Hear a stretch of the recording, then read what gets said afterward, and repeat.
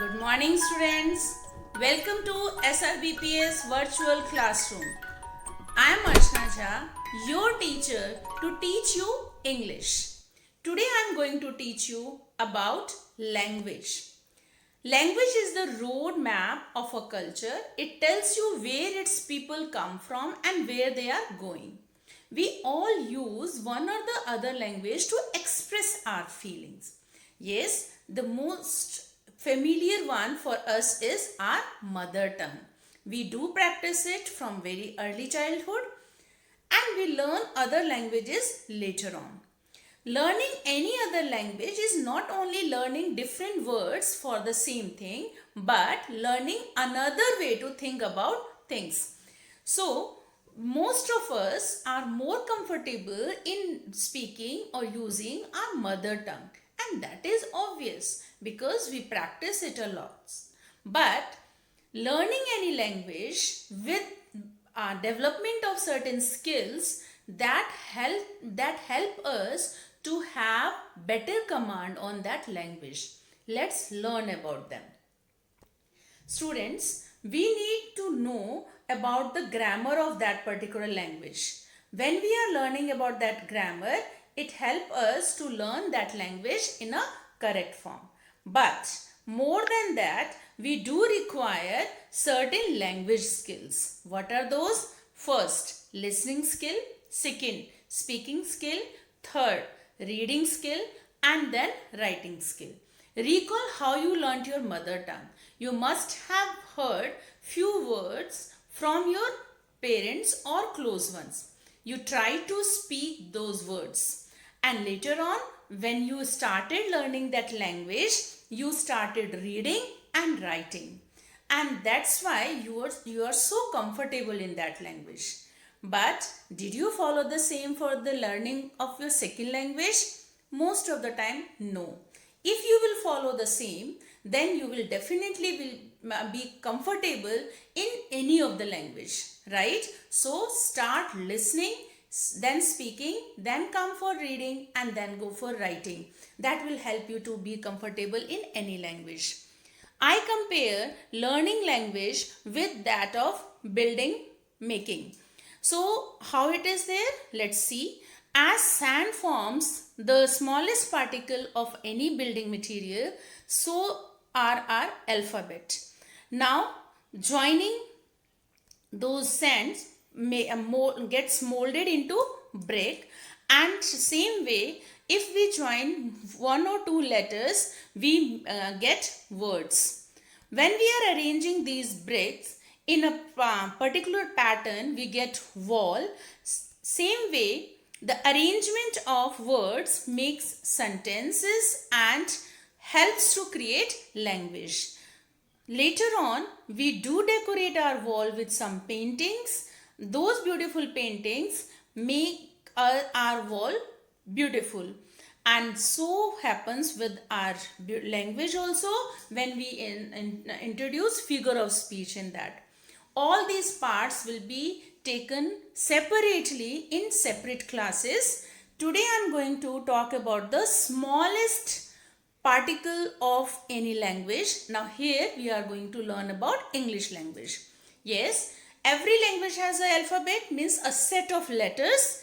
In English we have A to Z, 26 letters. They are divided in two, that is vowel and consonant. Let me tell you that these letters represent sounds and it is sound that matters in language. So vowel means these letters are representing certain sounds which are known as vowel sounds like a, e, o, u. Remember, sounds. Same is with consonants also. Now joining these sounds or letters we form words. So how can we define words? A sound or group of sounds that expresses a meaning and forms an independent unit of a language. So that is alphabet or letters can be taken as smallest unit, and this is another unit of language. Now all types of words can be categorized as parts of speech, Parts of speech are 8 in number. Parts of speech refers to 8 categories into which English words are divided. Name of all these divisions are Latin terms. Now here I am just going to highlight what is this Latin terms. Now listen students, English has its origin from Latin or Greek words. So vocabulary of English is basically based on these two, though it is called inclusive language as it welcomes many other words from different languages. As we are having the base language Sanskrit for our mother tongue Hindi, same way English has these two main origin. What are those? Greek and Latin. So here we are going to learn about parts of speech which basically are Latin terms, right? Now, all these 8 categories can be named like this. Number 1, noun. It is from Latin word nomen, meaning name. Examples are given here: boy, school, ram, class and copper. And detail about it we will do when we will learn noun with its types. Next is the introduction of second type of second parts of speech, that is pronoun, which is again combination of which is again Latin word only. Pro means for, and we know that pronoun is used for noun or in place of noun.